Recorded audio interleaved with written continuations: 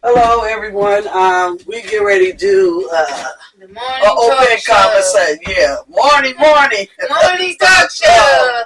Hello. We're gonna today we're gonna have a open discussion, a little bit of political, and that we're gonna talk about. I know it's 2024 and it's voting time, but make sure the policy that they implement is something that you want to vote for.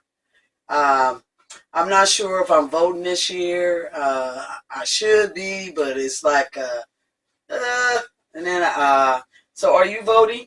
I'm gonna vote this year. I want my vote to count, but when you're looking for someone to vote for, and you have to pick them for each district or Senate or wherever, they always tell you what they want to do, but they're gonna put it on the ballot what they want to do, what they're gonna do once they get into Congress or the government, any kind of branch, and then they change it.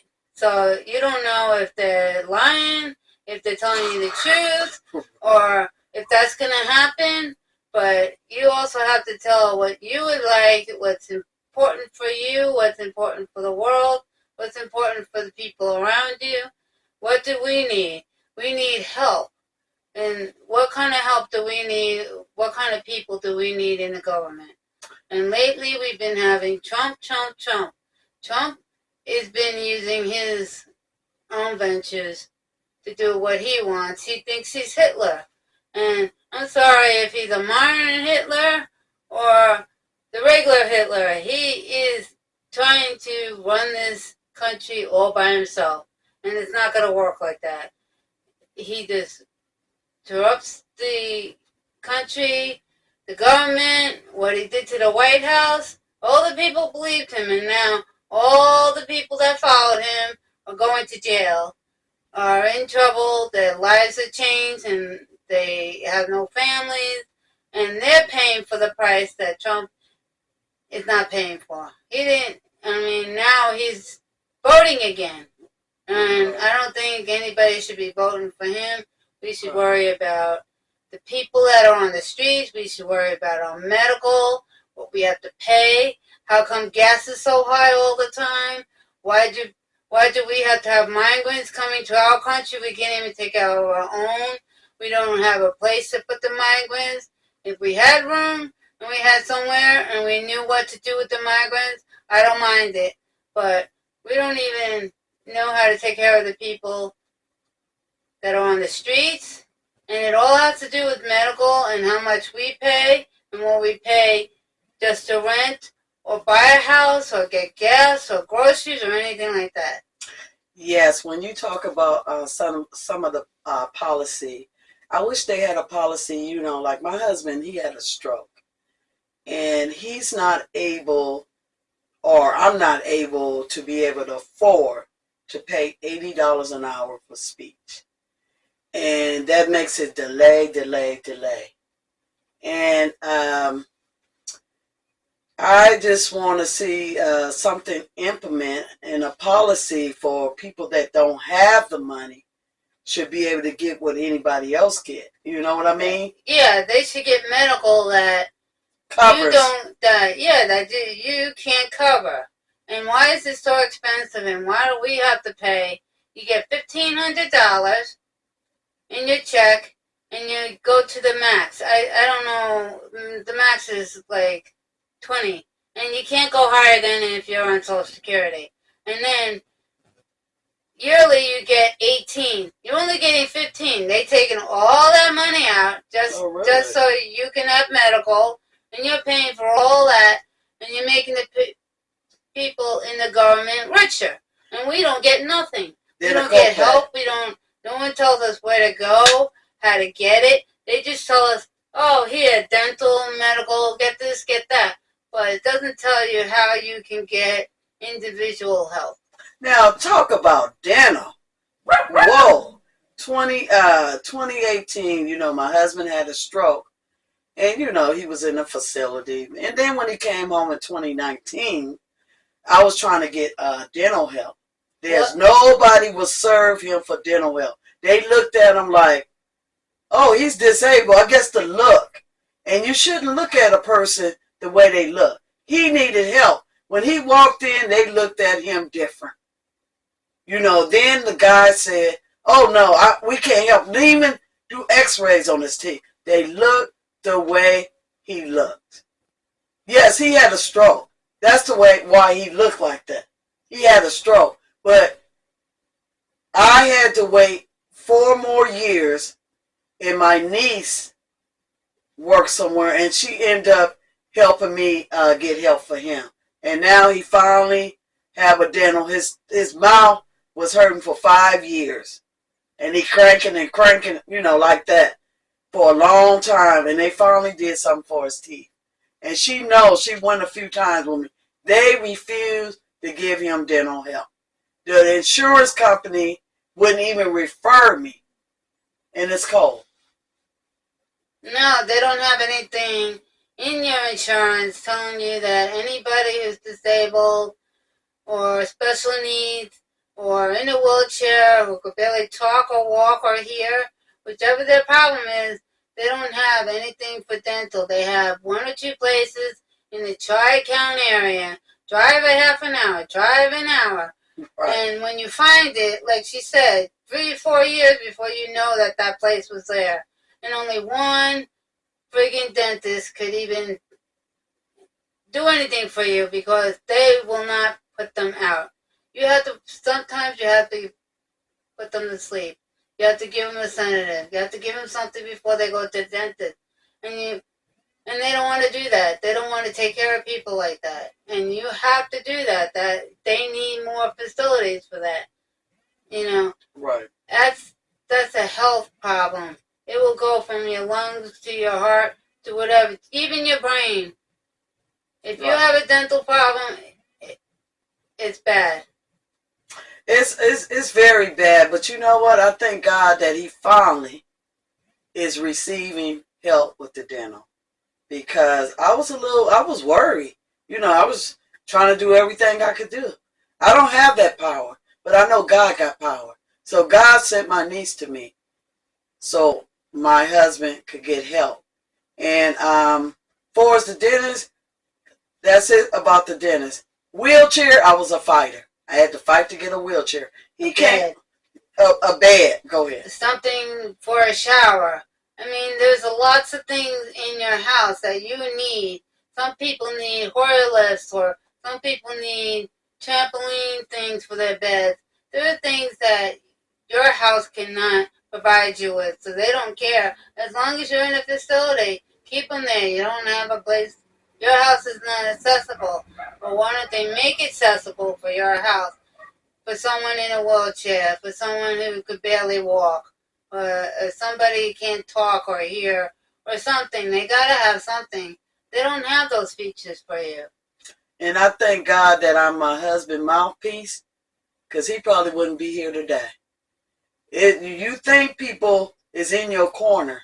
Once your husband gets sick, everybody disappears. Thank God that I'm here to be his mouthpiece, to help him, because I have friends like her. She'll go and sit at the care center and, help him, that way I don't have to worry about him being hurt or something like that. But they need more programs where when your mate goes to a facility, they should have a sitter, because that person is coming home. They shouldn't just have any old CNA doing the work, because when it's go through the facility, that person can come home hurt, and they don't do a damn thing about it when they hurt. They put it all on you because you had to put them in the place. Do that make sense? Yeah, and you don't have anybody. And when you get home, where's the shower access? Where's the bed access? Where's the wheelchair? Oh, that's all gone because you're on another program now. You have to be on a different. How do people know about this? They don't know about it. They have to talk to people, word of mouth, or they have to keep calling their insurance company and complaining, and they don't get the care they need, and people actually end up dying before their time. And they can live like that in a nice, healthy environment. They don't have to be stuck at home and they're not getting any of that treatment. oh, a caregiver comes in, but you don't got any of the equipment to help them. Right. I mean, that's crazy. And it been for us that wheelchair. It been a while. The wheelchair they sent me home with, they had switched on it. I had a brand new one when I was leaving. They assisted on me going home to meet them there because I was getting a hospital bed. When the wheelchair came home, they stated they got that wheelchair out of the junkyard, a rusty, and that's sad. And so I was arguing with them trying to get another wheelchair. And if it hadn't been for Daryl's brother-in-law and his niece, they helped me get him a brand new wheelchair. That's crazy. That you have to word of mouth or talk to somebody or find out somebody who, oh, do you have an extra bed? Do you have a bed here or a bed there? Oh, so you remember when they took my wheelchair? Yeah, in the bed situation, you had to go to some place that was giving out beds. The beds weren't available. You couldn't get a bed unless you paid over $1,000 for a bed. You don't have that money. Nobody has that money. Right. I'm lucky my parents are in their upper 80s. Right. 85. 85 years old. I'm lucky, good. they're older than me. But I'm lucky that they don't need those extra things. Because if they did, there's 6 kids in the house that could help pay for it. But that's ridiculous. They should be able to have this stuff come into your house.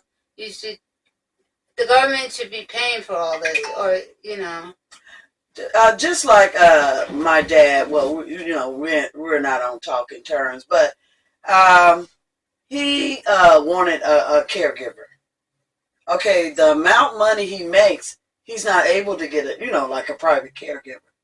So he ends up going into what you call it, like a private home? Yeah, private home. Like a group home. And they need to change that. People retire, and all their money is going somewhere else. Nothing, a little bit is not sticking in their pocket. So if you're too sick, your whole check goes to wherever you stand at. I mean, it's okay to pay where you stay, but you should have something left over. And so I tried different things trying to, get him in, and he ended up finding this place himself. But I'm just saying, it's just, everything is just getting bad. I mean, 2024, come on now. Y'all need to do something new. New. Yeah, you have to change the laws that, are there for us, the government, the medical, the rising cost of everything. No one even knows why gas is going up, why food's going up, and there's so many reasons, and we need to start taking care of our people. It's the only way we can get help, we can get people past their problems. We got more mental health here than we've had in many years. Right. So, we really need to start helping people out, change the laws on that. And another thing we need to speak on, this was in an article. I read about like they using feces and putting red dye on it and make like it's hamburger meat. People are getting diseases from things they're eating. That's why I have a garden. I'm not a big meat eater like I used to be, because they're putting so many chemicals in our food. It just makes me throw up, but I know I got to eat. I got to survive. But if the government was really concerned about what we eat, certain countries do not do that. They're not going to give their people, they're going to make sure their people was eating, right. But I mean, to do that, it's just too much. But you know what? We're going to end this with me and Susan. Does she have anything to comment on it? No, not right now. I just like to say about the food, it starts off with the food. You're giving people food